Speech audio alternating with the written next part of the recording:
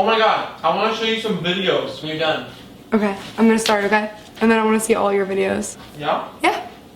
Welcome back! This week, I want to give all of you some advice. This really came in handy for me, and I want to help everyone out. We've all been in these situations where we're hanging out with someone new and we don't really know what they're about yet. It's really kind of creepy and sketchy and awkward, and it could be really weird, especially with all of this online dating and meeting people on OkCupid and Tinder and Twitter and whatever. This is the most sound advice I'm ever going to give. Always, always have an escape route. Route?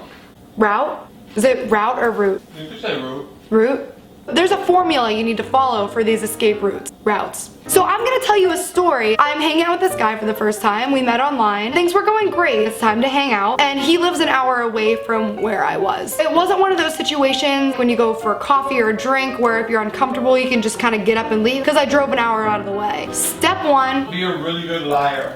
That's true. Okay. Be prepared.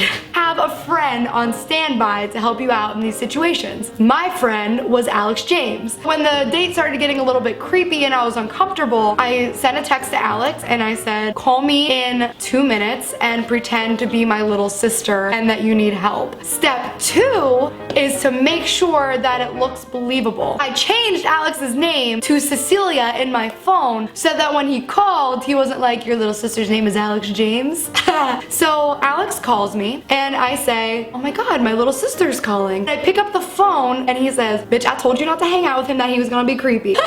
And I respond, oh my god, Cecilia, is everything okay? Wait, mom and dad left? What do you mean they didn't know you were outside? The door's locked? Did you try the back door? The whole time Alex is on the other line going, you're gonna listen to me next time, aren't you? And then I say, okay, I'll tell you what, Cecilia, try to call mom and dad a couple times. I'm an hour away and I'm hanging out with someone. I don't want to leave them. So see what you can do, and if you can't get a hold of anyone in 5 minutes, give me a call back. On the other line, Alex is like, bitch, do not hang up this phone thing. I'm gonna call you back. Bye, baby, call me back in 5 minutes. So I hang up the phone and I turn to him and I say, God, my little sister, she's stuck outside. My parents must have gotten in a fight. Didn't realize that she was stuck outside and she's locked out there. I might have to go home and get her. So then I text Alex and I say, call me back in 5 minutes. And he said, okay, but this is the last time. Don't be playing these games. So in 5 minutes, Cecilia calls back. Baby, did you get a hold of anyone? Call grandma, see if any of the neighbors are awake. I know it's late, but it's so far away, Cecilia. I'd really hate to have to come home. And then he says, bitch, you better get out of there. And I said, okay, just call me back one more time. Bitch, do not hang up this phone thing and I'm gonna call you again. I hang up the phone. This time he says to me, did she get a hold of your dad? And I said, no, why? And he said, because that definitely sounded like a man's voice. Oh shit, he could hear that whole thing. So then I text Alex, you gotta put on a girl voice. He heard you, he thinks that it's a man, and he said, if you think that I'm gonna call you back, part 3, you gotta be realistic. Finally, I get Alex to call me back. I answer, he says, bitch, this is the last time, I will not call again. That was really creepy. That is not what he sounded like. It actually sounds like a transsexual doll. Like a Chucky doll. Girl, this is your last chance before I leave you with Creepy McCreeperson.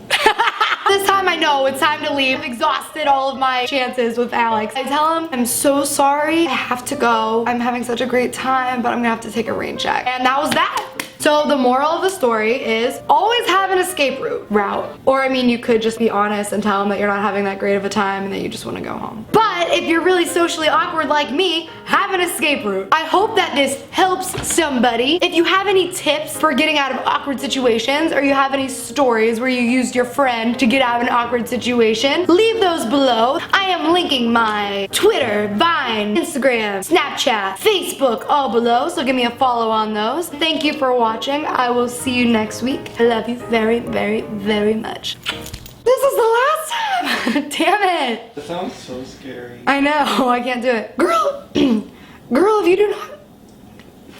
I have my nodes so bad right now.